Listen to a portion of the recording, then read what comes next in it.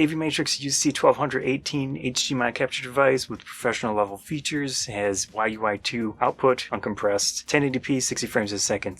Keep in mind that AVMATRIX did send me this unit to try out and make the video on. I will be keeping it. Build quality on the capture device itself is very nice. Got the green and yellowish orange, which I personally like the color scheme, but that's not super important. There are some rails on the side. I'm not sure if those would be good for mounting. Significant heft to it. Super speed USB, status, audio in. It's a line in, so you have to have a stronger signal to make it function. In this case, I have a powered microphone just to get it working in OBS.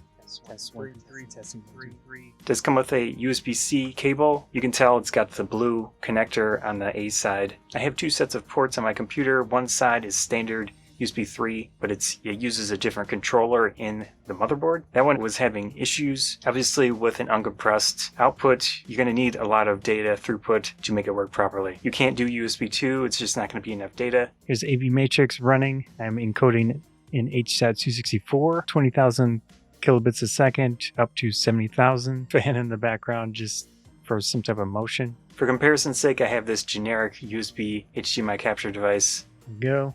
That is definitely different. Maybe I can mimic the look of the other one, but clearly this one is struggling at those same settings as the AVMATRIX. Goes up to 1080p 60 frames a second. It says it complies with the UVC video capture and YUI2 video output specifications. Raspberry Pi routing HDMI into the AVMATRIX into a Windows PC. So we got 1080p frequency, 60 Hz. AVMATRIX is going at full 60 frames a second.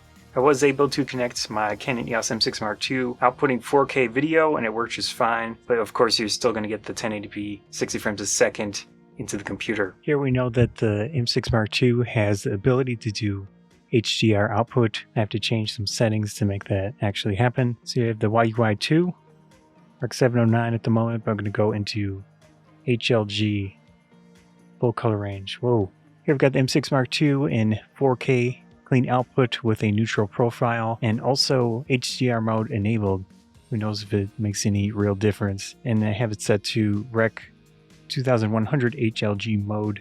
And if we go into the settings of OBS itself, output, we have NVIDIA HEVC with 150 to 200 megabits per second. So definitely a higher bitrate codec going. So I should see a difference potentially between this and the other USB capture device. You can test the Z5. The Z5 currently with the AVMATRIX. I do have the Nikon set to 1/125th of a second shutter speed. You can tell this is a thinner line. We'll do a quick test again between this and the other capture device. See how it looks. I added a bunch of additional light to the situation.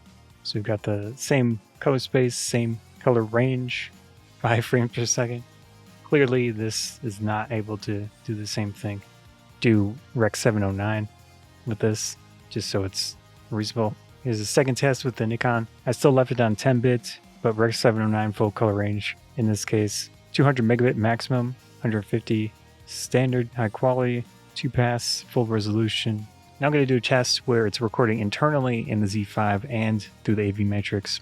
Here's an internal recording versus the OBS recording and see if there's any difference with the look of that in the background. This is at 125th of a second shutter speed, f1.8. Final thoughts on AVMATRIX 1218. Works just fine. I was able to do HDR modes with the M6 Mark II, use the Z5, use the A6000. No issues with any of my cameras. Worked just fine on the Raspberry Pi. It does not have the copyright related functionalities, so if you connect a Roku or something like that, it's not going to work, but that's really not the intention of a device like this. Again, keep in mind that they sent me this to try out and make the video on. I will be keeping it. Scarf Trophy Bonsai. See ya.